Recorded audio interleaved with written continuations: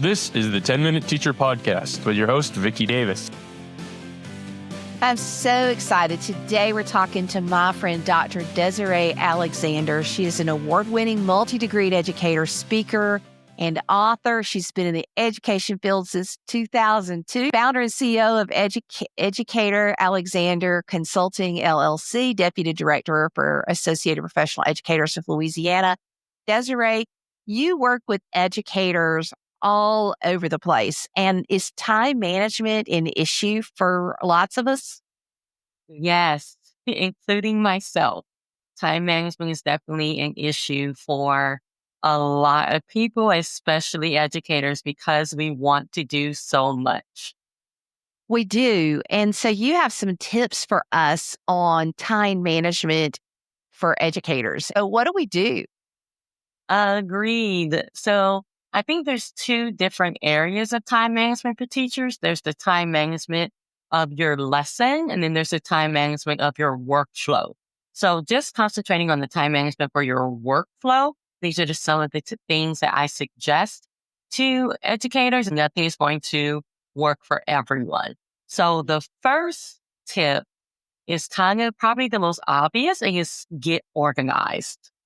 So when you say get organized, you talking desk space, workflow for how those papers come in from kids if you're using papers or online, or what do you mean organization? What do you look for? All of it. All of it. So the first thing is to get yourself a file system. And I know that seems pretty obvious, but you know how we all have that, stack of death that's sitting on our desk that if it fell into a small child, something really dangerous will happen. We need to get that into files, right? So we need to create a file system, but it needs to be simple. It needs to be easy, because if it's not, we're not going to use it. So when I first started teaching, I would literally take all the files and file them myself. I would stay after school. And then I started realizing, depending on the age of your students, they could file that themselves. So when you're having that, day that you're passing out the papers, pass out their folder with the papers and have them put their papers in that file folder, pick them all up, and you're done. So get yourself a file system that works for you. And sometimes that system is a workflow that the students are involved in because that gives them ownership. They have a folder. I mean, particularly in elementary school, that is just so important. Agreed. And I taught middle and high, and it was the same thing. They knew I needed to keep their work. So they would just put the papers in the file, manila folder, and I would just pick it up and we would be done. Another thing with getting organized is to plan your lessons early. Now, of course, you can't plan them too early because you need to, do data driven instruction. You have your scope and sequence and things like that. But as soon as you can plan the lesson for that week, get all of your manipulatives, get all of your copies. If you need blocks, if you need a book, if you need a video, then go ahead and get all of that stuff and have it ready for you. Because the copy machine is going to break on Wednesday. The copy machine is going to break on Friday. So why do you put yourself in those situations where you already know it's going to happen? So as soon as you get your lesson plan done, go ahead and get all the resources and copies and everything else that you need ready to go. And just be kind to yourself, get ahead. Even if it's like you don't have it completely planned out, but you're going to use this resource. Right. Like, go ahead and just say, hey, I'm going to use this, or I'm going to use that, or I know I'm going to use this in the next 2 or 3 weeks. And you want to be what's called a contrarian. This comes from Dr. Gene Greisman's book, Time Tactics for High Achievers. I actually took his class when I was at Georgia Tech. And one of the things he said that successful people do is that they are contrarians. They do things when other people aren't doing them. So if you're at the amusement park, you're eating when others are riding, and then you're riding when others are eating, and then you actually get to do more and you don't have to wait in line as much. And so that's the same thing in a school, when everybody's going to be doing that copier, right? Yep. That's true. Okay, what else? And the other thing, just within getting organized, is that I always tell my teachers, if you have time to talk, you have time to work. So you can't do both. You can't say, I need this time to deflate, which is a thing and is important, and I don't want to take work home. Like you usually can't have it both ways. So what I usually tell my teachers is instead of going to the lounge and y'all sit there together, y'all talk, y'all deflate, and you can do that while you're grading papers. You can do that while you're filing. You can do that while you're checking email. And y'all are still having a good time. You're still kind of doing that teacher bonding, but you don't have to bond with everyone. You can bond with just your, teacher friend group and still do work. So that way, when you go home, now you can bond with your family, or you can bond with Netflix, or bond with whoever you want to, because you don't have all this work to bring home. Yes, I think looking at your day and saying, okay, here is a time when I was IT director, I made my rounds first thing in the morning because I knew they would be coming to me if I didn't go to them, right?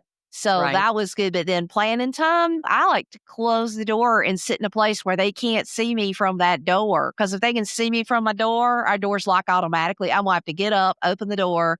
And not that I don't want to interact with people, but I do want to get my work done so I can spend time with family. Because my first few years of teaching, I felt like what did I sign up for? All I'm doing is working, and that's not sustainable, is it? It's really not. Are you going to lose your family? Like, I hate to say it that way, but it's the truth. So it's absolutely not sustainable. Absolutely not. Okay, so you've got looking at our workflow, getting organized. I know for me, even organizing my desk, and so I know wherever it is, at any moment. What else can we do to kind of get organized and be ready to just rock it? Well, when you're managing paperwork and tasks, right? I think there's a nice little acronym, AFD, or some people call it the 3Ds, and that's answer, file, delete, or delegate it, dump it, do it.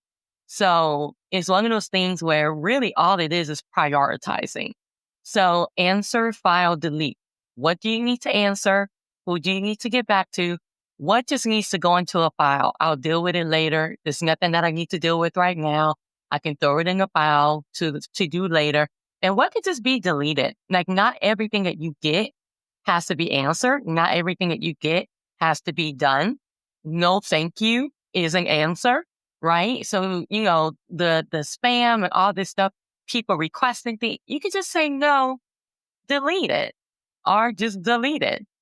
So answer, file, delete are the 3Ds again: delegate it, dump it, do it. So delegate it. Okay, so what can my students do? I love a quote that I have from teachers when I teach this class that says, I don't do anything that students can do. So putting up a bulletin board, depending on the age of your students, if they can do it, they're going to help me do it.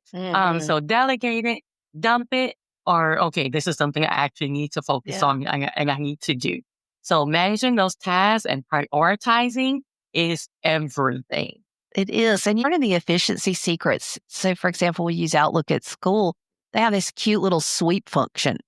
I can hit sweep and it will just, I can say, delete all of this type of message or from this sender except the latest one. So if you're on a newsletter, but you want to read the newsletter, why do you have to, but you hadn't read the last 50, right? You can sweep the 49 and keep the one and say, okay, I'm actually going to read this one this week. And I do like to get my inbox down, because I'm going to tell you, if you're sitting there and somebody asks you about an email and they look over your shoulder and you have 20,000 emails, that doesn't really inspire that you're really on top of things, does it? Agreed. They look on their phone. I've seen over 100,000.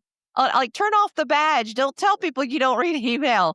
Okay, so that's great advice in getting that system. The other thing is, I think it's important not to stay in email. There's a lot of research about just staying in email, and it makes it hard to teach if you just are hearing that ding all the time. Agreed. I teach a Gmail class about, filtering emails to get them out of your inbox, turning off those notifications. And that's put people first. People always come first, especially in education. So even if you sat down, you're about to AFD those emails, if a student comes in, a co-teacher comes in, a colleague comes in, and they need your attention, people always come first. I love that. So it's one of those things where I am very type A, and I get but I'm supposed to do this? And I have to remind myself, okay, you know what? People come first. And I actually do that with my emails as well. Before I even get into AFD, it's kind of my mantra. Okay, who is waiting for me to respond to them? Yeah. Yep, I have that receipt that I need to write down. I have that thing that I need to put on the calendar. But you know what? I'm going to look through and see who's waiting on a response because people come first.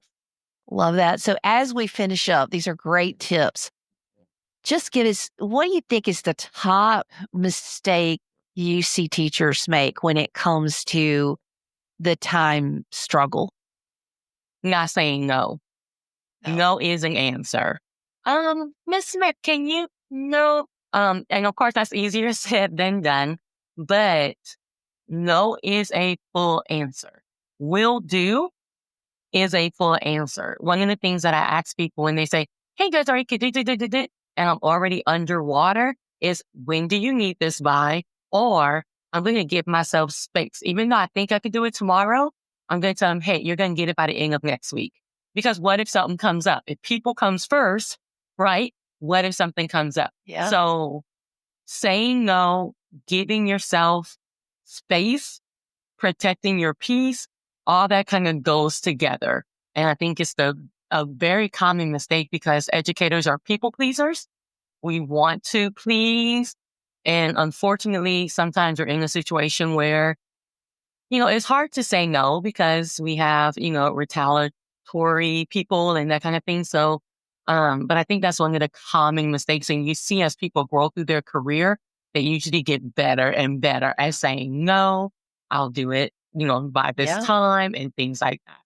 Henry Cloud has a great book called Boundaries, and it's just helped me so much as a people pleaser. So Dr. Desiree Alexander, she has so many great resources, and thank you for sharing these practical tips with educators today. Thanks for tuning in to the 10-Minute Teacher Podcast. Watch the video version of this podcast and catch my new radio and TV show, Cool Cat Teacher Talk, on YouTube and a radio or TV station near you. Join my Cool Cat Teacher Classroom Matters newsletter at coolcatteacher.com/newsletter. Leave a review if you found this helpful. See you later, educator.